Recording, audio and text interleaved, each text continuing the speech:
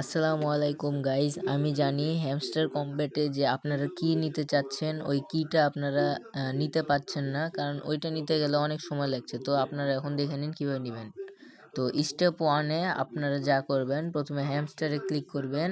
তারপর হ্যামস্টারে যখন ঢুকাবে তখন আপনারা যে কয়েনটা আসবে আপনার ওই কয়েনটা ক্লেম করবেন, এবং যে প্লেগ্রাউন্ড নামে যেই জিনিসটা আসছে ওখানে, তো মাইনের পাশে ওটা ক্লিক করবেন এবং বাইক রাইড 3-এর উপর ক্লিক করবেন।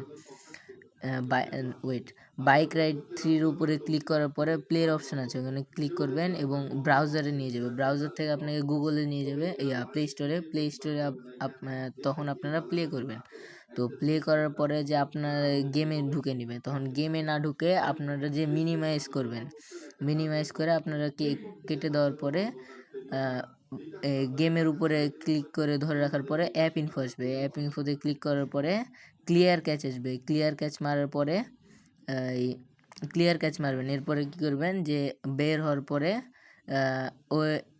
পরে ওখানে গেমে আবার ঢুকার পরে ঢুকবেন স্টেপ 2। এরপরে আপনারা ভিতরে ঢোকার পরে যে প্লেয়ার অপশান আসবে, এবার গেম খেলতে থাকবেন। কোনো ধরনের যাতে কোনো অ্যাড দেখবেন না। অ্যাড অপশান আছে ওখানে সেটিংসে। অ্যাড অপশান যদি আপনারা চান আমি ভিডিও বানিয়ে দিতে পারি। তো অ্যাড অপশানে ক্লিক না করে আপনারা কোনো অ্যাড দেখবেন না, খালি খেলে যাবেন, গেম আর গেম খেলবেন খালি। তাহলে আপনারা কী হবে, যে ওখানে কিটা অনেক তাড়াতাড়ি যাবে ক্লিয়ার ক্যাচ মারার পরে।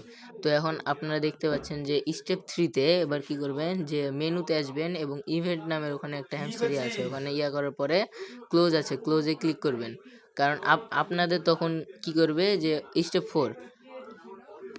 4-এ এখন কি করবেন, ওখানে আপনাদের যে কপির অপশানে আসতো, ওই আমার সব কিনা হয়ে গেছে তাই আসেনি। তো আপনাদের কপির অপশান আসবে। কপি করার পরে হ্যামস্টারে আসার পরে আপনারা এখানে তো কপির অপশান আছে, ওখানে দিয়ে আপনারা তো এরকম করে কপি করবেন, পেস্ট মারবেন। পেস্ট করার পরে এখানে রিডিম মারবেন। আমার হয়ে গেছে তাই আমি করিনি। Thanks for watching.